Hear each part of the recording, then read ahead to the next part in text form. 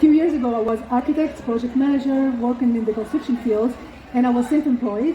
I earned a lot of money. In appearance, I was very successful, living my dream.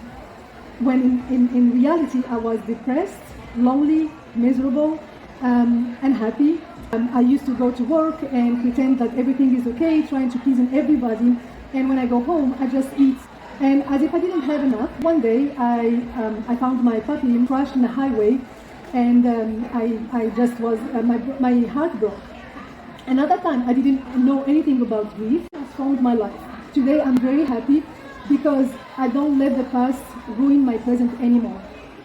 Guilt is a sneaky feeling, especially women. We feel a lot guilt. Guilt in everything. We cannot say no because we feel guilty. We cannot put the limits because we feel guilty. We were educated with guilt, shame, blame. This is how we were controlled. And as women, we want to take care of others. We want to please. We want to always give. But when we feel guilty, it affects us emotionally, physically, and it affects our relationship. Guilt affects our judgments and create poor decisions. Like, we don't think about ourselves anymore. We try to please others, so forget about ourselves. And the end result, is really low self-esteem and feeling like not worthy.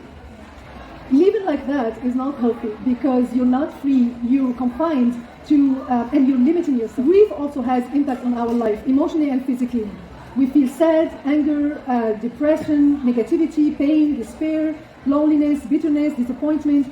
A lot of people, they are not aware that they are grieving when they are experiencing these symptoms: reduction of concentration, numbness, restless, sleep deprivation, eating disorder, isolation, fatigue. Some people, they go to a doctor to take pills because they are depressed, when in fact they are just have an unresolved grief. And some other, they lose their energy just because they didn't deal with their emotions. So they have a lot of negative emotions stuck in their body, creating heaviness. Unfortunately, we learned wrong ways to deal with grief. Either we eat a lot, or we burst in anger, we work a lot, we shop a lot, we exercise a lot, and we isolate ourselves from other people because we don't want to be judged or bothered. We multiply relationships because we don't want to feel lonely. And most of people, they use alcohol and drugs to numb their feelings. Recover from your grief. Do it for your own personal growth. Do it to feel the sense of wholeness, to heal, to move on with your life, to stop surviving and start living. Do it to feel better, to feel lighter, free. Find new meaning in your life without the fear of being hurt again. Be able to talk about the past without feeling hurt. Remember the fond memories without pain. I want you to ask yourself these questions and just see for yourself if you are still grieving or not.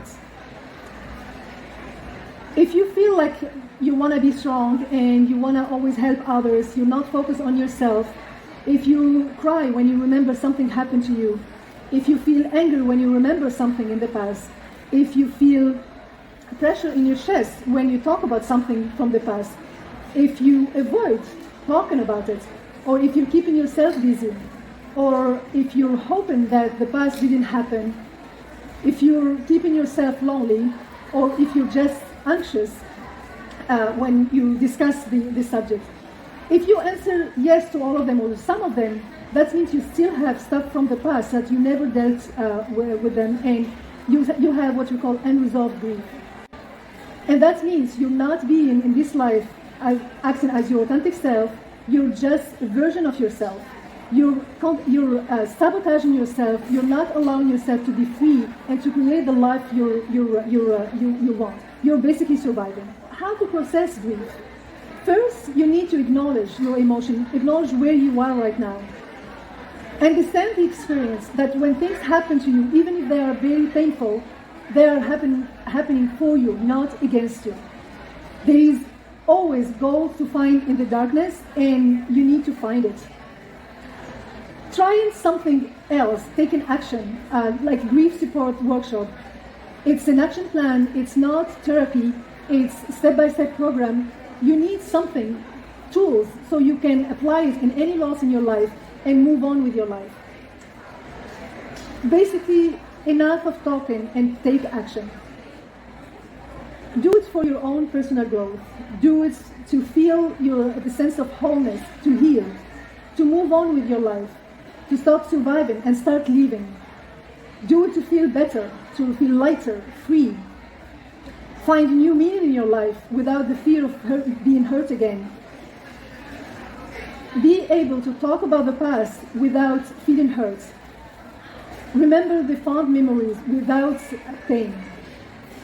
Even if you want to feel good, and even if you understand what I'm saying and you find it's correct, you're still not going to take action. Why? Because there is stuff in your way that are holding you back. Some of them, you may be just still in the past and you think, oh, it doesn't matter what I'm doing, I lost hope anyway. So the past is affecting your present and it's doing your future. You may be confused, thinking that you're going through stages. So let me tell you, there is no stages in grief. You are still struggling to deal with something happened 20 years ago or even more. It's just because you didn't have the right tools. There is nothing wrong with you. Other belief we learned: don't cry, don't feel bad, be strong for others. If you're grieving, grieve alone. Give it a time. Time will heal. Let me tell you, time will never heal. Time will just compound all your pain.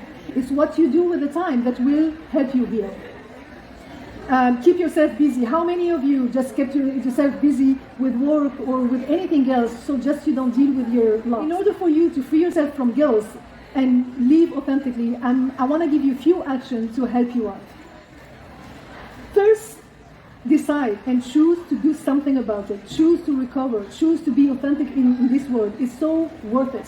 You may don't know it, but I'm sure you're not being yourself. You're a version of yourself, the result of all what happened in your life. Take at least 1% responsibility of what happened to open your heart and your head to healing. And I say that, but sometimes people, when they go through divorce or breakup, they think that they didn't deserve that, they didn't want it, so they feel sorry about themselves. At least 1% will help you move on with your life. Stop intellectualizing. Grief is an emotional work. It's not in the head, it's in the heart. And sometimes we cannot access those emotions, that's why we need help. Don't be afraid of your feelings. Feelings are there, your compass, to help you, to show you that you're not aligned with who you are. Do something about it. And stop feeling guilty.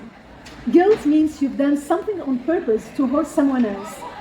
And I don't think you did it on purpose. But if you did harm someone else, just do something about it. Make some amends or ask for forgiveness, but do something about it. Move on with your life. Don't stay stuck.